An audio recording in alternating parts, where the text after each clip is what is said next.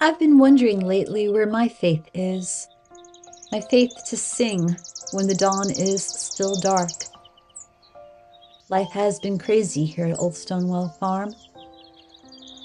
But I'm listening to the bird songs, and I decided to buy these 18th century bird whistles to bring some of those bird songs into the house. Bird whistles, also sometimes called water whistles, were a popular toy for children in the 18th century. You simply fill them with water, and then when you blow, they make a warbling sound like a bird. It is said that Benjamin Franklin once spent all his money he had saved as a boy to buy such a whistle.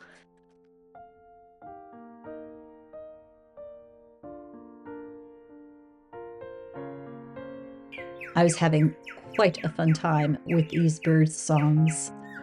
So much so that I had to just annoy Fritz. He was a little bit confused as to why the birds were in the house.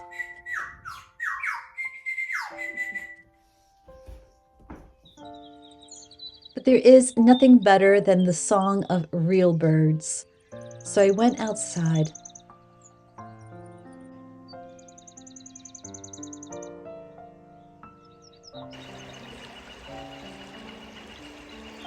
I decided to make a bird feeder out of seeds and honey and peanut butter, and I shaped it into a bell, and then I put a string on it to tie it from the apple tree, which I think isn't doing too well. It's still a bit craggy looking.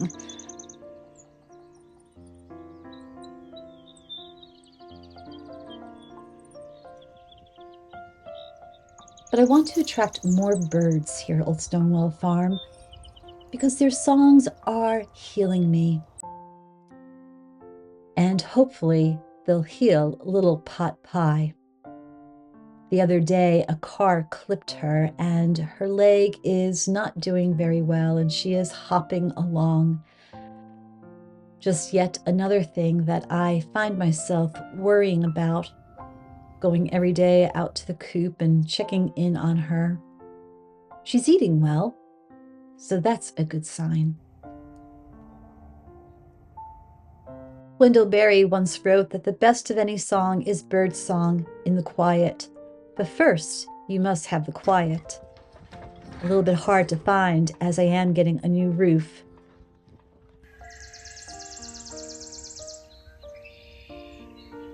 So with all the banging and the barking from the dog going on, I decided to search for that bird song in the quiet.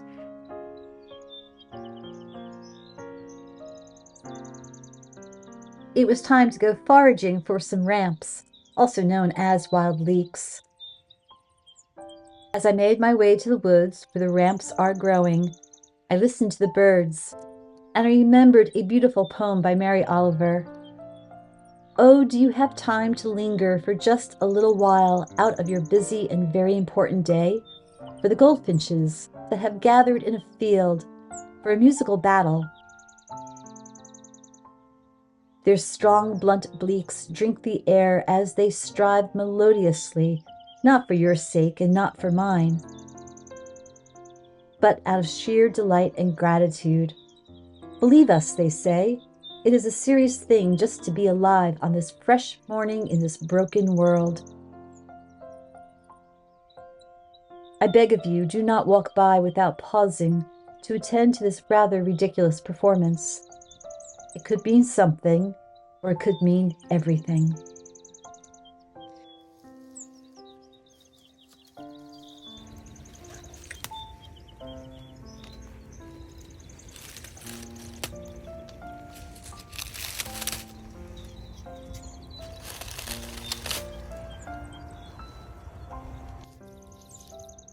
With my basket filled with ramps, perfect for salads or sautéing or putting in scrambled eggs or quiche, I thought more about Mary Oliver's words. The bird's song could mean something. It could mean everything. But this I know. Their song makes me remember. It's good to be alive in this broken world. Welcome, my friends, to Old Stonewall Farm. I feel like I have to apologize because it feels like it's been forever since last time that we gathered together in this old 18th century home for a time of sharing and just praising and remembering the goodness that is in the world. I have had so many delays in filming Old Stonewall Farm. First of all, I'm getting a new roof on this old house, and there's just been a lot of banging. And of course, the dog is barking all the time. Then they ordered the wrong product, the wrong slate composite for the roof. I wanted real slate, but the old roof can't handle the weight. So that has to be returned, and the right product has to be reordered, which means I don't know how long the blue tarp on top of the roof is going to be there. Just pray that that blue tarp keeps any leaks from coming into the house. We did have a little leak come in the other day into the living room. I had to call the company back, the contractors, and they had to secure the tarp again. So that is what is happening. And then, of course, my chicken got hit by a car. I'm trying to write a story and I see feathers in the road and I'm like, oh no, my chicken got hit. She seems to be on the mend. The leg is still up in tucked under her wing, but she is hopping around and she's still eating. And on top of all of that, in the last 2 weeks, my day job, as I am a communications specialist with a Protestant denomination, United Church of Christ, our team, we're down a few people. We are working with a skeleton staff, and that means that I have more stories that I need to produce each week. So that is why every time I went to film, I just had nothing left in my head. I couldn't even think straight. But you have been on my mind and my prayers, and I've missed our time together. And in all honesty, I'm like looking around. I don't know who is going to be listening, but I feel like I have to share with you this, not a secret, but my deepest desire. Well, maybe not my deepest desire. I think my deepest desire is to really go back in time and live in the 1700s, but that probably isn't going to happen. My second deepest desire, I really wish that I could just focus on Old Stonewall Farm, perhaps doing devotionals to share with you and other extra writing that you can also, take part in and read. I really wish that this was my main focus, but it doesn't pay the bills. And it is my passion project. So I am trying very hard to find time for being with you, because being with you gives me joy. So I wanted to share with you the thoughts that were on my mind and on my heart all week. And every time in which I went to film, I just couldn't get it out. So here's to hoping that the dog remains quiet and that there are no other disturbances so I could share with you what is on my mind. I happen to love birds and their songs, and I can't get enough of listening to them. And the funny thing is that I was never like that. When I first moved up to this rural area, my house was out on a dirt road. My mother gave me a bird watching book to identify the birds and to identify their songs. This was about 16 years ago, and I wasn't interested in birds at all. So I took the book and I'm like, okay, thanks, Mom. And I kind of put it on the bookshelf.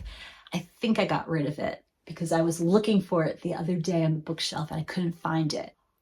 I don't know what happened to me, but all of a sudden, I have found myself really enthralled with listening to the birds. And I wonder if this is because I'm getting older. It seems like it's an older person's thing to do, to watch the birds and listen to the birds. I mean, I actually am now starting to get bird feeders and put them out. I have to be careful of the bear. That is sometimes showing its little face around here. Now, there have been studies that bird songs do relax you and that they are really good for mental health. And I could see that that is the case because it is just especially these past 2 weeks, whenever I was at my worst or I really thought I couldn't handle it anymore, when I listened to the birds, I became calmer. And their songs put life into perspective for me. The songs made me realize that there is more to life than our worries. There is more to life than letting problems drag you down. And I guess blessed is the person who can still sing when the trials come. As I was researching the songs of birds, I came across a lot of poetry about how the birds sing right before the dawn really bursts forth and it's still dark. And they're showing that faith that daybreak will come. And that's a powerful lesson for us all, to be able to sing when it is still dark. I wish I had that book of bird identification and songs, because it really has been helping me find the strength that I need these past few weeks. The bird songs have been helping me find my faith again. And whenever I start to complain, or whenever I feel like I am about to just allow myself to just be enveloped in negativity and have only nasty things come out of my mouth, I stop and I remember, rather than having negativity come out of my mouth, how about a song of praise? The other day when I was out in the woods for my walk, I was listening to the birds and, oh, okay. And now the next interruption we have is we're having a thunderstorm. As I was saying the other day when I was out for my walk, I was thinking, why all of a sudden am I so in tuned to the birds' songs? And I thought it was because I'm getting older. And that might be it. I think when we get older, we get a little bit wiser, perhaps get a little bit better at letting things go. But I think mainly as we get older, we're no longer enthralled by the song of the world. We're no longer in tune with the noise of the world and the messages of the world. But when we get older, I think we finally find that confidence, that security, that strength to listen to a divine song, to listen to what really is important. Now, that's not to say this crazy time that I've been in, that I've been calm and peaceful. There were moments where I was not singing a very pleasant song. And through it all, I kept trying to focus my attention to the goodness of God. There was one morning in the height of all the problems that were coming my way that I actually had a moment where I really did not believe that God could make a way. And that bothered me the most.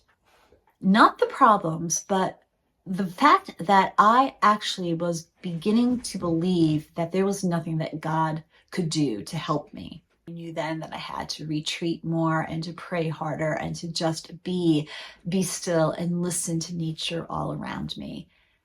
So when I struggled all day with that, I finally just found myself sitting outside at night, and the birds were singing their nighttime song, their little choir of good night, good night. And I just let them sing to me. And I listened, and slowly I began once again to find my faith. So whenever life is really throwing so many curveballs at you, and whenever the problems just seem to be mounting, I really urge you to find that quiet place and to listen to a bird song. Find the song in your life that has the power to calm you. When life's problems do begin to stack up and it just seems to be relentless, that they just keep coming to us, we really are in then danger of not hearing God's voice. We are in danger of missing the beautiful bird song. And we are in danger of not being able to see clearly that we have a God in our life that can indeed make a way, even when you start to doubt that He can make a way. He can.